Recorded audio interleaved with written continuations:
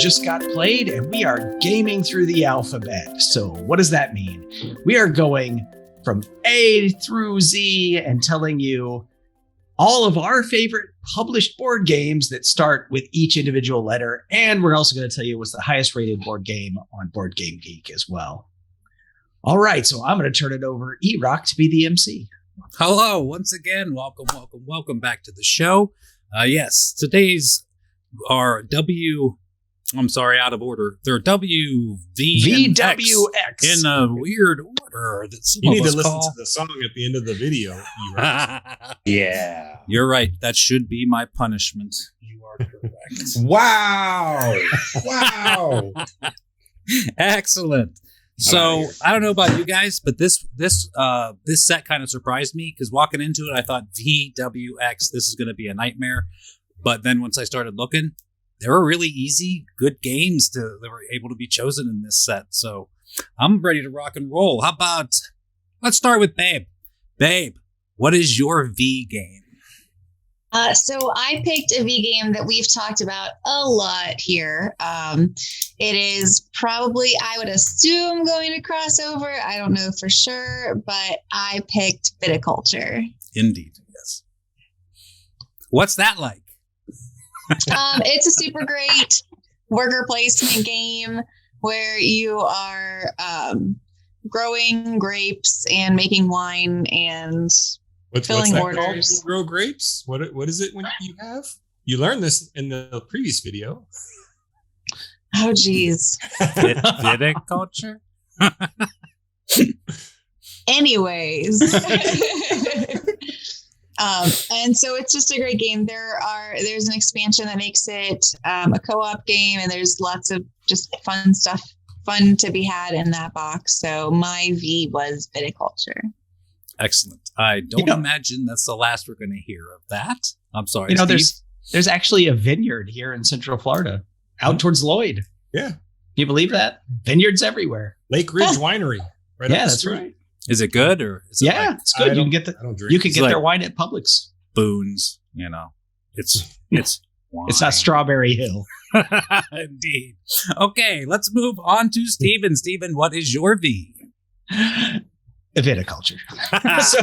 So I specifically wrote down the Viticulture Essential Edition, but this game's gone through a lot of iterations. There was the first edition, which was crowdfunded, and then there was the second edition, which had the Grande and the Collector's Edition, the Tuscany expansion, all that, and then finally they've settled on the Essential Edition. Although there is the Tuscany Essential Edition as well, and I do like to play with Tuscany, but honestly, the Viticulture Essential Edition is just perfectly good, if you want to play this game. I like this game a lot. It's a worker placement game, and I find when I play, it's one of the, I'll say, meaner worker placement games. This is the game more than any other worker placement game that I think of off the top of my head where I'm like, somebody's blocking me from doing what I want to do. And that's, I say but it's not an frustration. It's like a good like it's a positive interaction that I like when I'm playing that game. So yeah, the theme doesn't do a lot for me, making wine or whatever, but the gameplay is where it's at. Indeed. Plus, we've talked about it a lot in different videos, but the Grande gives you an advantage in that because you can just take him and go anywhere. So you're never blocked out of everything. You can always find one thing that you can absolutely count on doing per turn. Yeah, and I have those specialized workers that sometimes let you skip back a season or forward a season or whatever. Like those are all, there's a lot of different spins you can take on it to help out. Yeah. Agreed. Excellent. Let's see if I can make it 3 in a row. JJ, what is your V game? My V game is... No, it's not video. Oh! It's Vinos instead. I have played Viticulture a couple times. I do like it, but I agree with Steven. Not my theme, but it is a great game. So I do like that. No. My V is Valeria, specifically Card Kingdoms. I have played all the different expansions, the Village and the others, and I'm not so much into them. They're good, but Valeria Card Kingdoms was the first one I played, and then after playing Machikora, because it's very Machikora-like, this was the rolling game for me. I did play Space Base as well. That was talked about previously. wasn't too big of a fan after playing Valeria Card Kingdoms, and I just like this. All the expansions are great. You have events that come out when stack is exhausted. You have the special monsters that come out when randomly the skeleton people, you can bring those guys out. You have the villagers that come out, citizens that come out specially, and then you have the oh my gosh, the top row where you can buy an effect every time. I forgot what that expansion was called, but it's a great game. You can just add different citizens, add different monsters, and the replay value is just amazing for me. I also like the fact that they unlike Machikora where you roll and you get to use the number one, each number. This one you actually combine, so you have 3 different times the effect can go off. Kind of in the base. I mean, of course, if you have multiple copies of Citizen, they each go off. But I did like that little tweak because it was annoying to me in Machikora. And I also like the theme. I'm not super into like magic and stuff, but the fact that you build a little troop and then you guys go out there and fight monsters and then buy domains. I like to take that the factor of it. You can just steal magic or gold or power from somebody when you get that number. It's just good. The art is amazing. I love the art. There's not too much I don't like with it. It scales very well for the number of players. So if I'm playing 2 people or playing 5 people, it's great. I don't know if you could add a 6th player in that. I think there is one expansion maybe that does that. I'm not sure. But the fact that at 5 players, you have the little rest token. So the person that goes after the first, your next turn, you're not getting anything. I just like how they did that. I like the scaling of the game, and I like the scaling of the monsters and the domain, all that stuff. Valeria Card Kingdom specifically. Go out and get the other ones, but this one specifically, you got to go get. That's interesting. That's an entire universe that I don't think Babe or I have ever dipped a toe into. Lloyd, Steve, you guys ever played any of the Valeria games? No, but I'm sold based on your description. Yeah. We can definitely. That sounds interesting. Good. Yeah, because each expansion you can play the base game, get a couple replays out of that because it comes with each number has a couple of citizens you can play in each one. So there's a little bit of mixing matching, and then with each expansion they just add a little bit more and add different ones. And actually, there's an expansion that just came out that changes the base game a little bit, the base characters that you get. I didn't even know about that. So there's so much to get. But the other versions are good. Like Villages is my second one that I like. And I can't even remember the other ones because I was like, this is poo-poo. But Card Kingdoms. Start with Card Kingdoms. That's what I started with. I had a friend that got the Kickstarter, and then the other ones came out. So, go ahead and get those and try it. If you like the art, they have all the games have different art. They just play differently. So add it to the list. Extra Life Game Day. Extra Life Game Day. Add it to the list. We'll play it. And JJ stamp of approval. It's great for beginners that don't know anything about the rolling part of it. So roll and do stuff. Well, thank you, Jim Jam. We will now move on to Lloyd. Lloyd, what is your V game? My V game is not Viticulture. I might have played that once, but I can't remember. The big guy makes it sound like.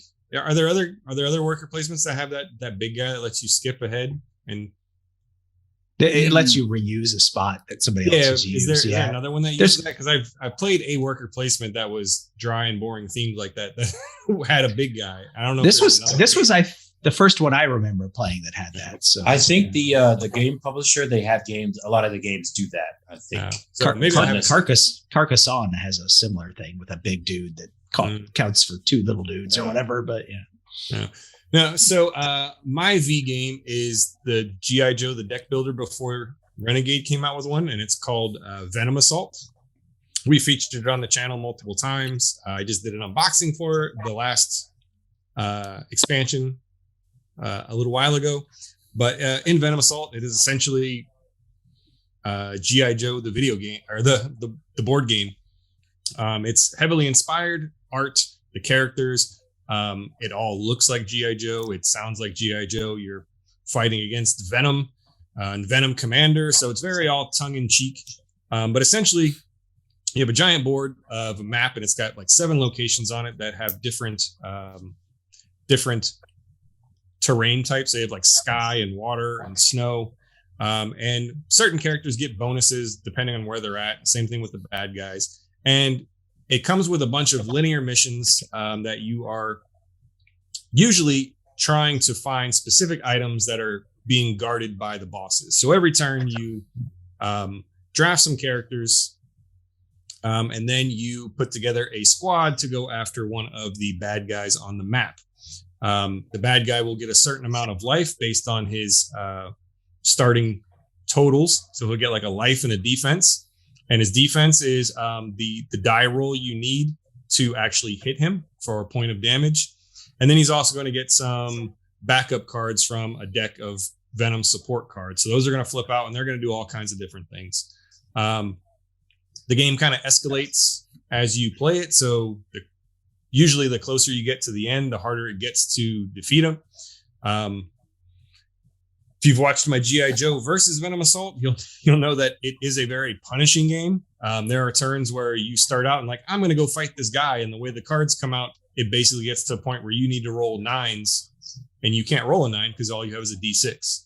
So it gets to a point where it can be very brutal and difficult. But overall, I really like it. And if you like the 80s theme, they kind of mix in Transformers and other properties, kind of mixed in tongue in cheek to give you an idea. But that's my V. I didn't really have many Vs to choose from, but I got the Kickstarter. I think there's 2 expansions. I got both of those. So yeah, I really like Venom Assault. We played this at the Cloak and Blaster. You brought it out there one time back when we were gaming there, and I mean, it's not really my kind of game, but the theme, like that you're talking about there, was definitely there. It was all over that game. Yeah. I think that was when the first expansion came out that added the teamwork cards where you could help out your teammates. And the last one was, I haven't actually played the last one yet, but it added like werewolves and vampires to go really over the top with that and there's G.I. Joe theme. And there's more coming. I think that was the last one. They're doing I thought the publisher sent you that message that said there's another one coming. Oh, they're doing that's the last Venom Assault, but they're doing other properties that are similar to like Transformers or Power Rangers or other 80s cartoons. And I think they have like some RPGs like Alf. So yeah, Alf. Wow. So they're basically copying the Renegade thing now with the RPGs, all the 80s stuff. I honestly think that they had most of their stuff in production and announced before. They just haven't delivered as fast because they're like 2 guys. But there's plenty of 80s to go around. Okay. Yeah, right. But if you look at the G.I. Joe game and compare it to Venom Assault, it is very similar, like down to different terrain types, rolling dice to fight. There's not a lot of deck builders that bring in dice to fight bad guys. There's a lot of similarities, and this is like 5 years difference that Venom Assault came out, maybe longer. So, yeah, I don't know who copied who there, but they're very similar. Very interesting. Excellent. Okay, that brings it down to me on the V's, and I'm going to be honest with you. I probably should have chosen Viticulture like the smart people in the room did. No offense to the dumb people. Sorry. But I probably should have played a ton of it. I like every bit of it. I like all of the stuff in Tuscany. I like the co-op version. But there's something about Vindication. I just really like that game. It's kind of been a while, so this overview is probably going to be a little bit rough. But this is such a weird game. There's so much theme in this game that doesn't matter at all. Because really, it's just a cube pusher. And it's kind of an open world cube pusher. But like I'm saying, there's everything in this game is theme. All the different places that you can go on the map, it's all like towers or the temple or the hut or the witch or something. Like all this really deep themey stuff that describes this world to you. But at the end of the day, you're really just kind of collecting cubes, upgrading cubes, scoring points with cubes. There's 3 main colors. It's like yellow, red, and blue are the like base colors. Those are the easiest ones to get. And then they can be upgraded. And the easiest way to upgrade them, probably the most expensive too, is by combining 2 colors together. So to get an orange, you spend a red and a yellow. To get a green, you spend a yellow and a blue. And to get a purple, you spend a blue and a red. And these are the upgraded versions of them. The basic idea of this game, like I said, It is so full of theme, it doesn't matter. But you are a wretch. You are a scum. You have been thrown overboard of this ship onto some island that's never been explored before, and you are to redeem yourself and all of your bad actions that you've ever taken. And so, like, this whole world is set up like this for you to do these actions and things to redeem yourself and fight monsters and get friends and comrades and go out on all this stuff. But like I'm saying, at the end of the day, it's all just pushing cubes. So there's as much theme in this as you want there to be, as you want to believe in the magic and buy into it. It's there, which is cool. But at the end of the day, I just really like the puzzle of the pushing the cubes and trying to figure out how to score points that way. So this has been on my to play list, and it's on there, and I really want to play it solely because of the theme. So when you're like, it's a cube pusher and that's what's going on here, I'm like, I mean, it's like, there. Everything is like, you do this great, magnificent thing. You get this friend and he does this awesome stuff, but it's all about, well, now get this cube and turn a couple of these other cubes into this other cube. That's great, because it sounds like we would both play this game and we would both enjoy it for completely different reasons. Yes. That's good. That's good design, right? Absolutely. So I've had a lot of fun with that. Like I said, I probably should have chosen Viticulture, but I got to give a shout out to Vindication. So that's my V game. Steven, tell us that you and Tiffany are going to cross over with the Geek. Yeah, you should have chosen Viticulture like everybody else on BoardGameGeek who rates Viticulture very highly, and deservedly so. It is the number one V rated game. Excellent. Well, that's going to wrap up our Vs. So we're going to go into the Ws. Let's switch up the rotation just a little bit. And JJ, why don't you tell us what your W game is? Okay, so we're almost through the alphabet, and you've gotten to know JJ a little bit now. Asymmetrical player powers. Not a fan of co-ops, not a fan of solo games. I don't know if I said it already, but I don't really do party games either. So just so you know a little bit about me, that's it. I can go now. Bye. See y'all later. But not really. Okay. So I will have to change that last little bit up. There is one party game that I actually tolerate. Played it a couple times and I loved it immediately because you got a little gambling going on and you got a little trivia going on. And that is Wits and Wagers. Yeah. If there's a party game being played and it's not Wits and Wagers, I'll probably just sit off to the side and play on my phone. That's it for just party games. I don't even want to talk about the one that everybody likes because it's just like it's like the black spot. You just got to spit every time somebody says it. Just turn around a couple times and just spit on the floor. And I think y'all know what it is. That black box with the black and white cards. And they just come out and it's just like, I just want to burn that game. You play that game for like 3 hours. Huh? Crabs Against Humanity? Oh, God. Apples to apples? No, stop it. But yeah, I just want to burn the box every time I see it. You play 1 3-hour game of that and everybody's laughing at the same cards that are coming. It's like, we saw that like an hour ago. I just don't understand. But anyways, Wits and Wagers. Everybody has a tile. Everybody has a chance to do a little trivia. It's multiple choice. So you get a chance and then you're writing on your little tablet. What do you think it's going to be? And then everybody's going to put it out on a little board and then it's going to have a different value depending on what it is and the level or whatever. It goes in ascending order. But what I like about it is even if you have the question wrong, once you put it on, you're like, oh man, that was a bad guess compared to everybody else's. You can actually bet and think about what the correct answer might be. And you're doing a little gambling. So I like that fact. So you're always going to have your little 2 chips. And then you have a chance of adding more chips to it. And then the one with the most money at the end wins. So I like trivia. I like gambling. You mix them all together and then it scales great for 7 people, I think is the max. So you're putting that in there. Little tidbit for anybody that plays, just say you watch the documentary and everybody believes you. So, so that's one of the things about the game. Every answer is a number. So, I mean, you can come up with a number, right? You don't have to come up with a name or something, right? Like you could, no matter if you know nothing, you could still write down a number, right? And then Yeah, claim and it's that you know something. Yeah. So it's like, the Price is Right rules, the closest without going over is the winner. So I like that part too. You really don't even have to be close to being correct. You just have to be the closest to being correct. So yeah, I like Price is Right, like gambling, like answering trivia questions. That's all. Party game. It's great. Wits and Wagers. Yeah, I think my copy goes up to 10. I might have gotten some extra pieces. I have the Vegas version, which I think is the default version they have now. I actually also have the superhero version, which was never published. I have one of the 10 prototype copies or whatever. It's all like superhero trivia. I'm going to steal that from you next time. Yeah, I'll have to show you that next time you come over. Oh my gosh. All right, excellent. And every person had asymmetric special powers that they could use. Yeah. Around. That's you should in a trivia game?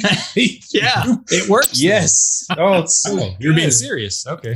Yeah. Okay. I did not make this up. Yes, I have That's one of those so good. 10 You or 15 sure? copies that exist in the wild. Yeah. Hey, they have the Super Mario version of Monopoly where everybody has a special power that changes the whole game up. So I fully believe this is great. So All right, excellent. That is one W. Let's move on to Babe. What is your W game? My W game is a game where you want to eat the pieces because they kind of look like candy and you feel compelled to make little nests out of clay to hold them. It's Wingspan. Wingspan is a card game where you are kind of just going with the luck of the draw. Whatever you get is kind of how the direction you need to play with this game. And you're trying to meet the overall objectives that for each round there is a overall goal that'll score you points. And it's just a really, really great card game. Wingspan. That's my W. When you play, so there's the scoring at the end of each round, and there's two sides of the board. There's the friendly side, and then there's the competitive side. Which side do you play on, Tiffany? Whichever the computer puts us on. Competitive side. Yeah. The what? The competitive side? Yep. Oh, wow. So I would have thought Tiffany would want to play on the friendly side. Yeah, but when they came out with the Europe expansion, they kind of replaced it, and that's just the way it was now. So we've just been playing that way since then. You know what I'm saying? Yeah. But yeah, I love Wingspan. This is this is the kind of game that I love, which you've heard me say this 8 million times. It's like Race for the Galaxy. It's like Terraforming Mars. You get some cards, you do the best you can with what you got. And that's how this game plays. I absolutely love this style. I love the Wingspan too. However, that is not my W game. My W game I have spoken about also on this channel many times in different formats. I'm pretty sure it was a favorite of a certain year, probably. But anyway, I'll skip right to it. Mine is War of the Ring. I am a huge, huge fan of War of the Ring. I've been a Tolkien fan since I was, 13, and someone suggested I read The Hobbit. And since then, I'm a Tolkien fan. I read the books every once in a while. I absolutely love the movies. Well, I mean, Lord of the Rings was better than The Hobbit, but, let's not get into all that right now. Point is, I absolutely love War of the Ring, which is basically one of these universe in a box games. This is the War of the Ring in a box. And it's also asymmetrical, much like another game that I like to talk about, Rebellion, which is also a very much universe in a box. In that, one's, playing the Empire and chasing the other one. In this, it's the same. Like, someone's playing Sauron. So Sauron's job is to basically take over the world. And then someone's playing the Free Peoples. And the Free People's job is basically to get the ring to Mordor and destroy it. So you have differing objectives going on here. So unlike a traditional war game where obviously the object is me to beat your armies and your object is to beat my armies, there is a lot of fighting going on in this game, but it's totally different reasons. The Free Peoples are just trying to stay alive and get that ring over there. And Sauron's trying to destroy them. So you have two completely different philosophies and games going on at the same time, which really ramps up the tension, I think. It's what I think I really like about these games. Because they're asymmetric and you have a different objective, it's not just smashing armies together. It's about a cat and mouse on both sides, and you have to be able to defend against what the other person's doing while executing what you're doing well, which is always two separate things. I love this game. I love that style, War of the Ring. Who is the publisher? Ares. Ares. Okay, because Asmodee just bought the worldwide licensing rights to the Lord of the Rings IP. So I wonder what does that mean for this game? I don't know. That's a good question, and I've been kind of holding out hope. I think I've even said this on this channel before, but there's 2 awesome editions of this game. And the first one was the collector's edition, which comes in a giant box that looks like a book. Giant. All right. Whatever you think is big, think bigger. And it has all the minis and stuff in there. That one was awesome. That one. The only thing bigger is the price tag. Yeah, that's true. I mean, when it came out, I think it was $500, and you're lucky to get them at $2,000 anymore. And then they came out with an anniversary edition also. It wasn't quite as big or quite as fancy, but it was still hand-painted minis, all this. And that one was really cool too. And both of them came out, and I did not have the money at the time that those games came out. And not only that, at the time that those games came out, it was not standard to drop $500 on a game. Now you can go on Kickstarter and probably find 10 of them easily. Like, well, if I put all this together, the all-in package is $500, But back in those days, that was insane to say, I want to put $500 on a game. That was lunacy. So, on top of the fact that I was broke, you know what I'm saying? So that really ruins probably the chance of that coming out, I guess, unless Asmodee somehow does it themselves. I don't know. But anyway, I think I've rambled on long enough about War of the Ring. I really love it. I love the Tolkien. I love all that stuff. So we will move on to Steven. Steven, what is your W game? I bet you can guess my W game because I've tortured you with this several times. And every time we talk about this game, you say, I should play that. But you can't Winner's Circle. Yes, you can't find the nice Korean version yet. It's not in stock. Or not till November. Yes. Yeah. So Winner's Circle. Hey, we probably haven't talked about a Kinesia game recently, right? So here's a Kinesia game. Winner's Circle. Some people maybe classify this in the sort of party game. I don't think it's quite there as a party game, but so essentially it's a horse race, and all these horses are lined up, and you secretly make bets on horses. So you can put down your 2 or your 1, or there's a 0, like a fake bet. In fact, we even use the extra pieces from the punch board to have another fake bet, so you don't really know which horses people are betting on. And then, on your turn, you roll a die and you move a horse. Okay. And every horse has to move before the next horse can move. But when you roll the die, it's got like 3 horse heads, and then there's 3 other symbols. The horse head, some horses move fast, a decent amount with the horse head. Some are slow. Some of them are just slow on 3 of the 4 symbols, but really fast on 1. So, you could roll that saddle symbol, say, and like, oh, good, I bet on that horse, and it moves 10 with a saddle. I'm going to move that horse with this saddle symbol, right? And then you do that. But then now that horse is out in front. So next time it's coming around for that, the horses have all moved once, and the person before you rolls a horse head and goes, none of my horses really move very good with a horse head. So they use that horse head to move that horse that you're trying to move. And it moves 1 space with the horse head. And you're like, now that horse can't move until all the other horses move. Yeah. So, it's just fun, right? You're just trying to cheer on these horses. And then you're like, hey man, work with me. We got to move this horse. And that person's like, that was my 0 bet, man. Sorry. So yeah, it has that party atmosphere. So that's, I think, why some people might think it's a party game. But at the same time, I still think you're trying to win, which for me, party games are more about nobody cares if they win. So, anyway, Winner's Circle, it's a light game, simple to teach and simple to play. And everybody has a blast when we play it. Give it a shot. And yes, you have tortured me once again. Thank you. You're welcome. Do the obligatory check to make sure they're still on schedule for November after this video. So thank you. All right, excellent. Moving on, Lloyd, what is your W game? My W game is, I think after going through everything, it was the only W game that I played. I don't think I could find anything else. But that doesn't mean it's not a good game, because I own it and I have one of the expansions for it. It's a flip and write. It is Welcome to, or Welcome to My Neighborhood, or however it's named. But essentially, it's a roll and write, but it's a flip and write. So you have 3 decks of cards.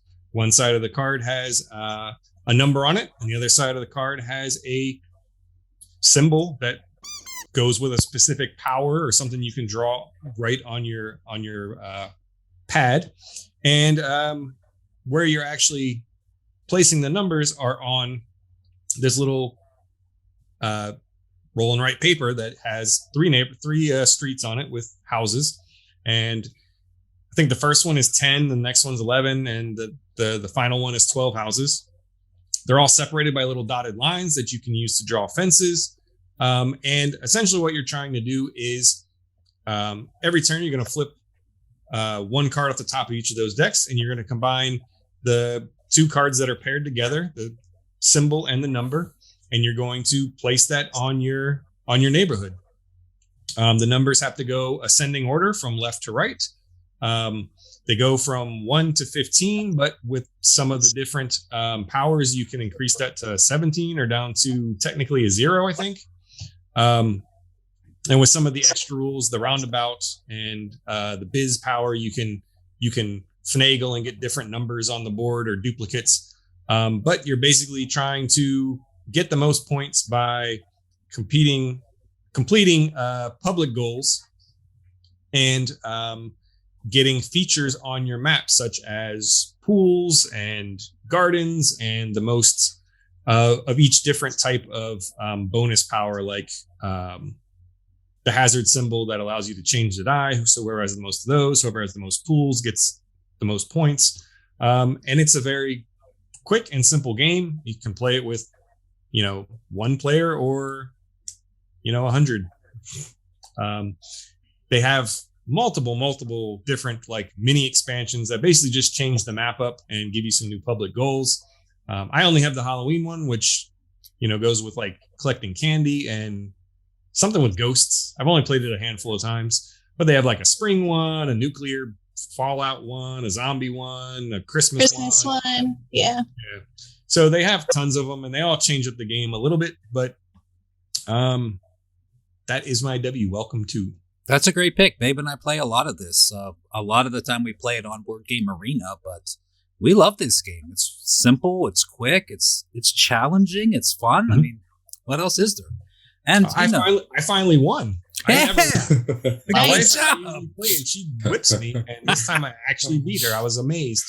So, well, congratulations to you, sir. Yeah, I finally won. I think that's probably the first time I've ever won.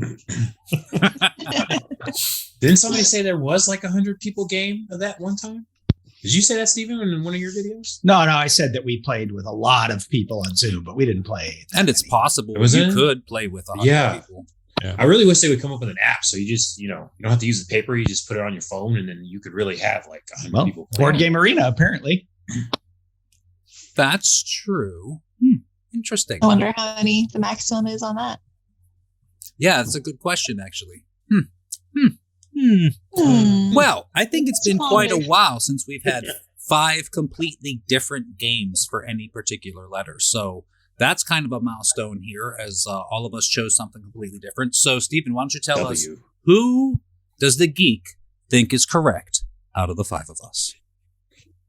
Wait, what did JJ choose again? Wits and Wagers. Did he cross over with the geek? No, I'm just kidding. So Erock, I'm a little disappointed in you. I thought you were going to clean sweep this video, crossover with the geek on every letter, and then you didn't pick Viticulture for some unknown reason. I win this round. But War of the Ring War of the Ring 2nd edition specifically is very highly rated on BoardGameGeek, even higher than Wingspan.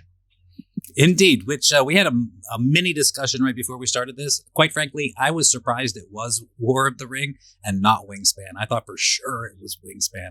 They're both top 25 games, which is fantastic. That's like we were saying. Come on, if you're in the top 25, you're a great game. If you're in the top 200 on BoardGameGeek, I think you're a very good game.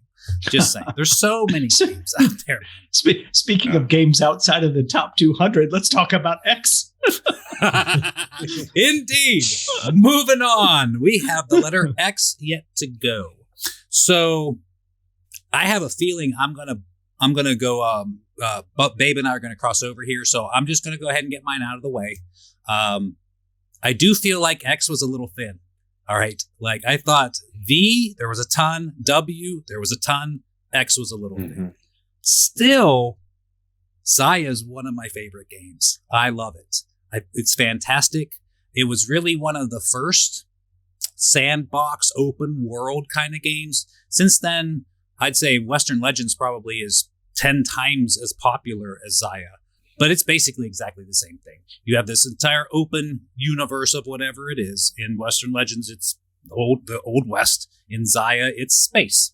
And you just kind of go out and explore and do whatever you want to do. Xayah is a space game, so that means you can explore places and get points that way. You can pick up and deliver and get points that way. If you want to, you can kind of be the bad guy and go around and try to blow up other people and get points that way. There's really 8 million different ways to get points, and it's just whatever you choose to do will get you points in some way. So you just play it however you want to play it. And I think it's fantastic. It seems really complicated, but it's not. And it kind of works against itself because a lot of it is all these charts about what happens when your ship enters a space, but they're not that difficult. It's like 1 through 10, nothing happens. 11 through 20, you blow up. Like those are the charts. So, but everything has these charts, and you might get damage here, or you might get ice damage there if you're playing with the expansion, which you should play with the expansion because it's fantastic. But it's all these different places. What happens if I go to an asteroid? Well, then I have a 30% chance of taking a damage or something like that. And you just roll a die every time this thing happens. It's a kind of a roll and move, but you have a lot of mitigation over that, not only in the different engines that you can put in, but also in just manipulating the numbers that you roll there also. So there's just a whole lot going on here. I absolutely fell in love with this game. I thought it was near perfect, and then they came out with the expansion, Embers of a Forsaken Star, and I was like, I don't know how they did it, but they improved this dramatically. Like, it went from being a near perfect game to being a near perfect game. I don't really understand how that was possible, but I absolutely love Xayah. It's like I said, regardless of it being X being thin, this is one of my favorite games anyway. So Xayah. Babe, what is your letter X? My letter X is Xayah. There you go. Not a big shocker. It's super great. I love that you literally can do anything and you will get points for it. You can kind of just make your decisions as you go and you're like, oh, I want to do this now. Let me go off and do this and get points this way. And now I'm going to do it this way. And I'm going to go off and do that. And it's just a lot of fun, and you can be as random as you want to be, or you can try to push your own agenda and really make, do what, you want to do, plan out what you're going to do and really try to force it. You do you, boo.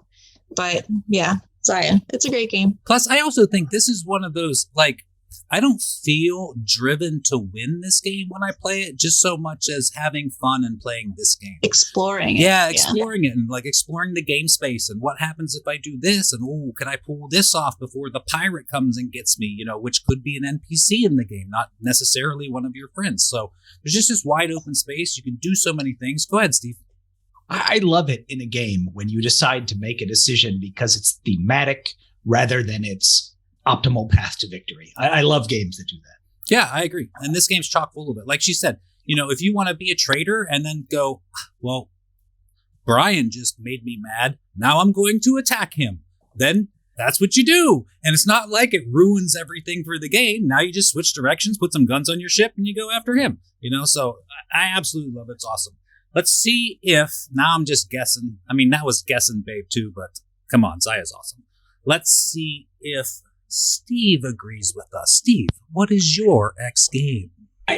I feel like I should pick Xayah as my favorite X game, but seeing as how I've never played it, I'm not going to. I have to admit, X was a tough letter for me. I have played 2 X games. I've played XCOM and Xenoshyft Onslaught. I rate both of them less than 6, which means I don't recommend them. And so I'm not going to pick them. I thought about picking Lords of Xidit, which I think is a decent game, and it has an X in there. But then I discovered that one of my favorite games of all time, probably my most played game of all time, goes by another name that starts with the letter X. So I am picking Xadrez. And if you are the one person if you're the one person watching this video who speaks Portuguese, you're thinking to yourself, number one, that guy should stop trying to speak Portuguese. And number two, you're thinking, yes, chess is an amazing game. So Xadrez is how you say chess in Portuguese. So that is my X game because, as I said, it has got to be my most played game of all time. I mean, I played chess competitively. I won money at chess tournaments. I competed in college and won the Pan American Open for the small college division. I played it as a little kid. I stopped playing forever because it just got to be more work than fun. But then my kids wanted to learn and play chess. And so that was fun again because I'm just making moves instead of spending 10 minutes thinking about my move, right? Because you can't do that with a 7 or 8 year old or whatever. They'll leave the room, if you ever played chess and have put it down, I would suggest picking it up again and giving it a shot. You might find it might sort of rekindle something in you, or maybe you didn't like it before, but now as a more experienced gamer, you might appreciate some more of the intricacies. I mean, it is just a really good abstract 2-player war game, essentially. So yeah, chess, Xadrez, my X game. Excellent. Okay, you are now invalidated. Excellent. No, that's not fair at all because I'm definitely going to be cheating in the next video. So y'all stay tuned and come back. Okay. So excellent. That brings us to Lloyd. What is your X game? So I had I guess if I started searching other languages, I could have done what right. Yes. But I had absolutely nothing in the X, like 0 games that started with X. I went through everything. I delved looking for even old like Milton Bradley games from the 70s, or like maybe I played, and I couldn't find anything. So I was hoping to get Zaya to the table at one of the recent game days since we've been making these videos, and it just never really happened. But if you remember back to the M video, we played a mini game where you guys got to choose my top M game. And that's because my top M game was going to be Marvel United. But because they came out with X-Men Marvel United. Yes, they did. I decided to call an audible and put that into the X slot. And that is my X game. I've got my X-Men shirt on here. Well done, sir. Excellent. So I've talked about Marvel United before. I talked about it in the crowdfunding video, but what I do think that it's a separate game. Like it's an expansion kind of sort of, but it has its own base set, and it improves upon everything that Marvel United did. It adds a supervillain mode, so you can increase the player count to 5, and 1 player can play the bad guy. If you got all the expansions, then they actually have a team mode, so you play competitively against another team and a villain, so you can play up to 7 players. So they've broken up the co-op nature of it to give different game modes for people who don't like specifically co-ops. And they've changed the way some of the heroes work to make them feel more like mutants that always have an ongoing power, and that they give you a starting card that you're always going to get to start with. And you can play it right at the beginning. And as long as you played at the beginning, it's in power for the rest of the game, unless something removes it from the storyline. But essentially, it is a co-op. You are playing a team of heroes fighting a mastermind of some sort. There are 6 city spaces out on the board. You need to rescue civilians, defeat thugs, clear missions, threats in order to fight the bad guy. Every bad guy plays a little bit differently. They have their own unique board that changes up how they play. They have their own deck of cards. They have their own threats and little minions that come and fight with them. And the goal of the game is to defeat the bad guy before you guys all either get knocked out or his deck runs out of cards, at which point he completes his master plan.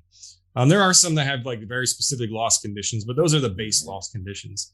And the really cool thing about it is when you play your cards out, you play them in a big circle around the board, and the player who plays always gets the previous player's symbols that were on their card. So there's like punch and move and heroic and I think that the only 3? Is there one more? There's 3 or 4 symbols, and whenever you play the card, the next player will get to copy those symbols. So they get 2 or 4 symbols in addition to, you know, what they've played on their own turn. So you're constantly, there's a lot more table talk because you're trying to set the next person up to do good. And, you know, well, this person needs to get over there. If I give them a move because they don't have any moves, then they can go over there and I can make do with the other person's punch because I only need to hit one person. So it's there's not a lot of downtime because you're constantly kind of talking about what you have in your hand and what you need to do. A lot of co-ops are single player, you know, like solitaire. I'm doing my turn. We're working against the same thing, but we're not really interacting. And this is one that kind of breaks that up. And then, like I said, if you got some of the expansions, they have a competitive mode. Actually, the base game has a competitive mode right out of the box. You can play one player against a villain, and you know it changes up the way the game plays because now it's not on autopilot. Someone's making decisions for what the bad guy's going to do. So that's my pick. X-Men Marvel United. All right, excellent. We will now move on to wrap up our X's. Is JJ Jim Jam? What do you have for your X game? Well, like Lloyd, I wish I had played Xayah because that would have been my X game. Because I played Western Legends a couple of times and I was like, man, if this had a space theme, I'd really be into this. And I had seen Xayah on Kickstarter. I was like, that looks like Eclipse. I didn't even look into it. So had I known, I would have bought that and gone all in because I want to play that now. So I went through the X list like everyone else here, and I didn't see anything I liked. So I'm tempted to cheat. I should just copy Lloyd and just say X-Men Marvel United because Steven kind of called it out there with his bottom rated 6 games, and I had to pick one of them because that's the only X game I had actually played, and that was Xenoshyft. I played it and actually got rid of it because that was a rough game. And it is a co-op. You have to be cooperative to play it. I like the thought of it and everything, but I had actually played Legendary Encounters before that, and I was like, man, they did co-op better than this. So I couldn't grasp it. It was, you know, one of those Nemesis things where it's not aliens that you're fighting against, and then I played it like once or twice, and I think I played it right, and we lost both times. And I was like, I think I'd just rather get the Aliens deck builder rather than this. So I'm not going to cheat because I'm going to cheat all next video. Somebody foreshadowed that already. I'm going to cheat all next video. So there's that there. So I was like, let me just go ahead. I'll stay within the rules this time. I have played Xenoshyft. It was okay, and I got rid of it because somebody did it better, but I did play it, so I'm not cheating. That's funny. I also got rid of it because somebody did it better, but for me that was Space Hulk Death Age. Okay. Yeah, I haven't played that game is hard. Oh man, jeez. Yeah. Oh yeah. I don't mind hard games. Oh, that's a co-op that'll kick That's an odd pause right there. But Legendary Encounters definitely did it better. The theme is amazing, the gameplay is amazing, so I was like, I got to get rid of this. So but I did play it. Steve, what was your X game? Xadrez. Oh yeah, that's right. Exactly. Yes. Sorry. You just want to hear my beautiful Portuguese. I want one more comment in the comments section, please. All right. Well, Steve, what does the geek have to say about the most popular X game? You know, it's interesting because we all 5 might have said Xayah if we had played it. Xayah is not that highly rated on BoardGameGeek. It's only around 150. Yeah, which I mean is not bad, but it's not. I mean, there's only not that many letters in the alphabet, so you'd think there might be another X above it, but no, there's not. It's Xayah at 150, and the next rated game is way down there. I think it's XCOM at like 750 or something, right? So X. I've played XCOM. Did anybody here play the video game XCOM? Not the old one, but the newer one or whatever. I've played all the XCOM video games. Yeah, I love them all. I think it was fantastic. The board game was nothing like that. You've played the board game? The board game was the not fun part of XCOM.